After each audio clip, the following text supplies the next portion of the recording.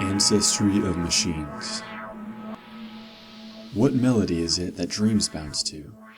The white grease silica of a steel machine, chrome teeth rattling, growing hot and melting into guppies of steel on the cement. How cold and wet were its muddy waters, once upon a frail time. The bright castle in the child's mind, bright, dark, until, invaded by a miasma, the fog rolled in, the covered castle, overrun by cold pale steam and the phantom that wrestles within it. Ask me, all gray static, what melody is this? I see cracks on the horizon as I look on through the mirror, full length, full fabric of the window's glass gown whispering behind my back.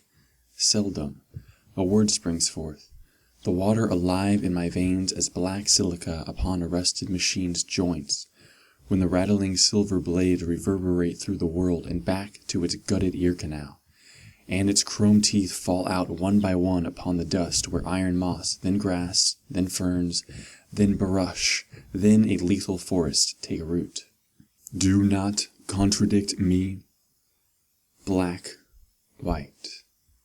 A whisper to a butterfly is a shout, its wings crumpled in the beak of such omnivorous vultures as paint by numbered patterns. Puppet strings draw tight around the larynx, coiled around the apple, the snake, Adam's temple sacked by the meaning of who, what, why, where. I have a tooth in my pocket, and it isn't mine, stolen from a burnt blade machine in the dark. But wait till you see it shine, a glossy reminder of, what was it? Still this tooth glows, rattles and glows. I know a secret. I will swallow it with my last glass of carbonic calcium milk and lie down in the sun unburdened. It will sprout from my bailing intestines. A flower. Use them as cable insulators, my skin as vacuum pads, my own teeth as jars to trap the light in. And, with a loom and a brazen apple, in my future/non-future, I will sprout. That tooth, a seed carrying the hunchbacks into the future, one wheeled limp at a time. Now a forest we will be, blades of razor wire shimmering in the sullen starlight of the tree's fruit, those glass irises, those marbles of android fireflies exploding and eating the red phoenix dust. A lone survivor crawls scattered with wings in the beaks of a motor/mother, jet/crow, a stealth hunter. Wingless it makes primitive flight, the dust of iron shavings and white-black silica grease, where it will swap name tags from survivor to never mind. Don't contradict me. The dreams bounce on, hot in the unified furnace beneath the blanket.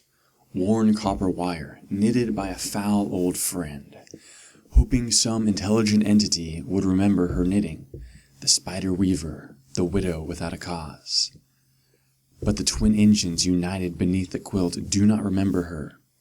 They know it knows, only piston shots, grease, a spray of teeth into the mouth to take root.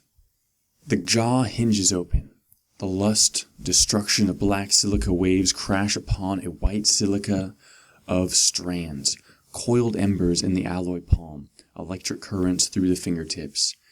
A grace of a moment to be remembered before androgynous climax suffers its death and one becomes two again, and two become 10,000, and all is forgotten. Least of all the spinster made of claws and iron, who knit that carpet copper blanket in the first place, and her stone mother, who hunches with the mountainside, an eternal deadweight in a free fall through time and dimension.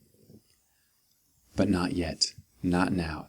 There is only a piston in an engine, an electric storm beautiful in its simple motives, aggravated in its intentions/lack of intentions, greed transcended by the very ease of motive, and a sheen of wires in an alloy palm, graced by fingertips and the glorious raucous movement motored.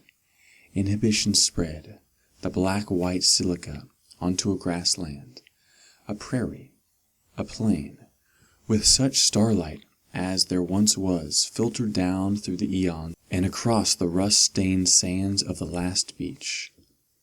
Look at the wheel the next time you think of mechanical procreation, and remember, you are the inventor and the invention. After a time of light and sand grains falling, silica still raw in the motor, the rusting of the gears, the knitter and her mother of stone end, so that new lenses can awaken and stare upon the world, stare up from the grave of its other.